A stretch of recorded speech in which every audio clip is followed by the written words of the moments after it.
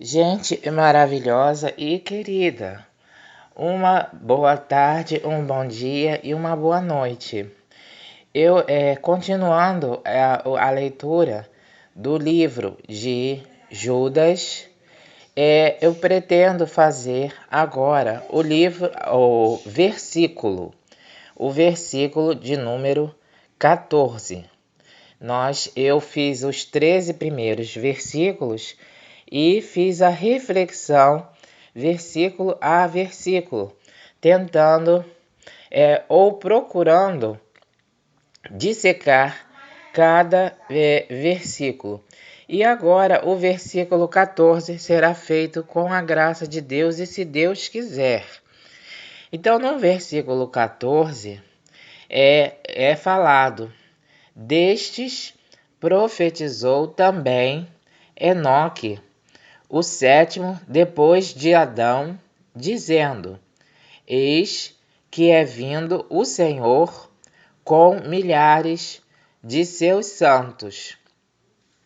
Então, esse versículo nos fala isso, que Jesus ele vem com os seus santos. Então, o que é primeiro lugar no céu, em primeiro lugar nas nossas vidas, em primeiro lugar no mundo também. Em primeiro lugar para nós tem que ser o reino de Deus.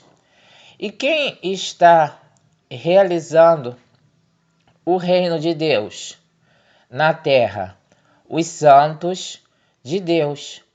As pessoas que estão vivendo uma vida 24 horas na presença de Deus, com a preocupação em Deus, vivendo essa presença de Deus. E o que é viver a presença de Deus?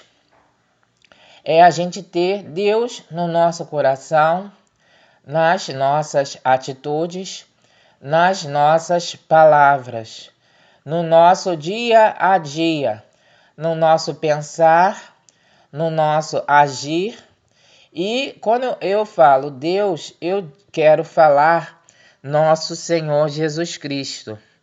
Isso significa a gente acordar, dormir, tomar banho, almoçar, jantar, trabalhar com o pensamento em nosso Senhor Jesus Cristo. Mas aí as pessoas vão falar em relação a esse versículo: isso é impossível no mundo em que nós vivemos, mas é a mensagem da Bíblia. Essa é a santidade. Porque se a gente desvia o pensamento de Jesus e coloca o pensamento no mundo, a gente, de uma certa forma, vai viver com angústia ou com preocupação. E aí nós vamos nos colocar dentro daquilo que Jesus falou: não se angustieis, né? Não se preocupeis e não julgueis. Ele fala: não se angustia, para não nos angustiarmos, não nos preocuparmos e não julgarmos. Então, os cristãos são pessoas que são altamente felizes e são pessoas que são os mais saudáveis. O mundo que é doido, você veja bem, nós somos dados como malucos. As pessoas, hoje em dia, as pessoas internam a gente até numa clínica psiquiátrica. Mas nós somos as pessoas que têm mais saúde. Por quê? Porque a gente não está esquentando, entendeu? E o mundo, a lógica do mundo é de você se esquentar a sua cabeça com dinheiro, com pagamento, com a situação de vida. Você vai falar: como que você vai pagar amanhã o boleto? Você tem que se preocupar. Então, o mundo é a lógica do mundo. Tem esse pensamento. Então, esse versículo está falando que Jesus ele vai vir, né, do céu com os seus santos. Então, vê aí a importância da santidade. Então diz, e destes profetizou também Enoque, o sétimo depois de Adão. Então Enoque, ele também é uma outra referência na Bíblia, em escritos que não são não são considerados como sendo da Bíblia, mas são escritos. E ele teria sobrevivido ao dilúvio de Noé, ao dilúvio que se abateu sobre a terra, porque Deus ele se apossou, né, de Enoque. O que foi o dilúvio? O dilúvio foi que a humanidade, Deus só encontrou uma pessoa justa na terra, que foi Noé.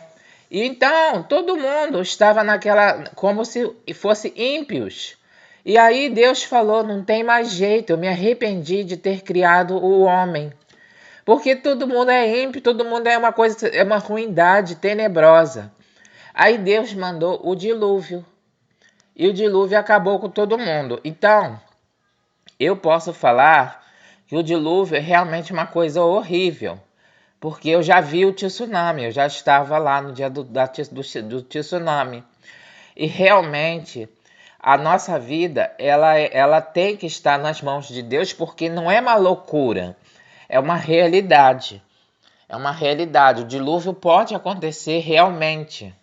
Ele pode vir uma onda, ou a chuva vem, a gente sabe que isso faz parte do nosso dia a dia.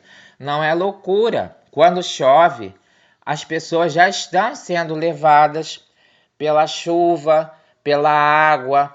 Tem água, coisa de água, né? Dá tanto de transtorno como pode as pessoas sofrerem danos ou até morrerem. E então a gente tem que falar isso, esse tipo de situação, porque esse versículo está falando da santidade e que a gente possa receber esse livramento de Deus, como o Enoque. Então é preciso que a gente, a todo momento, como a gente viva a santidade e esteja refletindo e pedindo a Deus, clamando a Deus, exaltando, adorando e glorificando, para que Deus ele nos livre, porque Deus ele vai nos livrar tendo o seu objetivo. Ele vai nos livrar, porque ele não tem obrigação. Porque se a gente vive uma vida em que a gente está só contra a vontade dele, perseguindo pessoas que são santas na terra, Deus ele quer realizar o seu plano, mas as pessoas que são santas estão sendo perseguidas, estão sofrendo, porque essas pessoas estão com o Espírito Santo de Deus. E fazendo mal às pessoas santas, está se fazendo mal a Deus. Então, quando chega na hora de Deus livrar, ele vai livrar as pessoas. Então, é por isso que a gente tem que falar com as pessoas. Vivam a santidade. Porque aí a cura e o livramento podem ser fatos que Deus possa fazer